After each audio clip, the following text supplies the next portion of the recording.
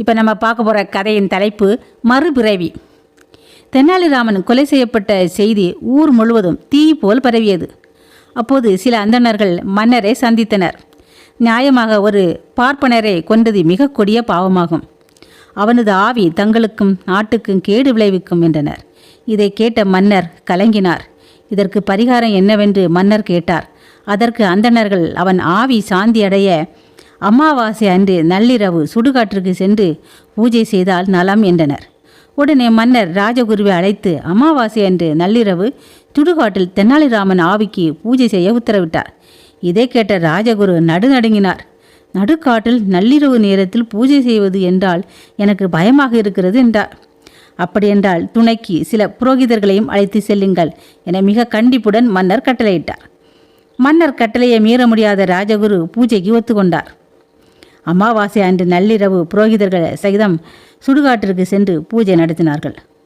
ராஜகுரு பூஜையின் இறுதியில் அங்கிருந்த மரத்தை மேல் நோக்கி பார்த்து தெனாலிராமனின் ஆவியாகிய பிரம்மராட்சனை என்ற பலத்த குரலில் அழைத்து, எங்களுக்கு ஒரு தீங்கும் செய்யாதே, உன் ஆன்மா சாந்தியடைய பூஜை செய்துள்ளோம் என்று சொல்லி கொண்டிருக்கும் போதே மரத்திலிருந்து ஓர் உருவம் பயங்கர சத்தத்தோடு கீழே குதித்தது. இதை பார்த்த ராஜகுருவும் புரோகிதர்களும் பயத்தால் நடுநடுங்கி அலறி அடித்து கொண்டு அரண்மனைக்கு ஓடினார்கள். அப்போது நடுவீசி நேரமாதலால் மன்னர் ஆழ்ந்த உறக்கத்தில் இருந்தார்.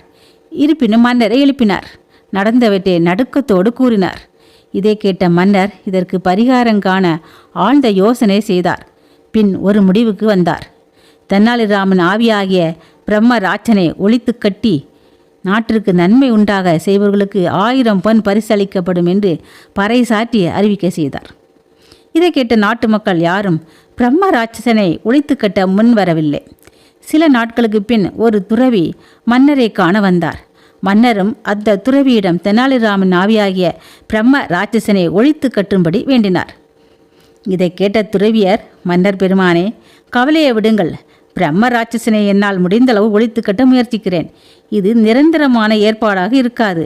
மீண்டும் தெனாலிராமன் உயிர் பெற்று வந்தால்தான் பிரம்ம ராட்சசனுடைய அட்டகாசம் சுத்தமாக குறையும் என்றார். அப்படியானால் தங்களால் மீண்டும் தெனாலிராமனை உயிர்ப்பிக்க முடியுமா என வினவினார் மன்னர். ஓ, தாராளமாக என்னால் முடியும் என்றார் துறவு. மன்னர் மகிழ்ந்து, தாங்கள் தெனாலிராமனை உயிர்ப்பித்து காட்டுங்கள், அதுவே எனக்கு போதும் என்றார். உடனே துறவியார் தான் அணிந்திருந்த வேடத்தை கலைத்தார். நான் தான் தெனாலிராமன், துறவி வேடத்தில் வந்தேன் என்றார். இதை அறிந்த மன்னர் மகிழ்ந்து தெனாலிராமனை கட்டி தழுவி கொண்டார். பின் 1000 பொன் பரிசளித்தார்.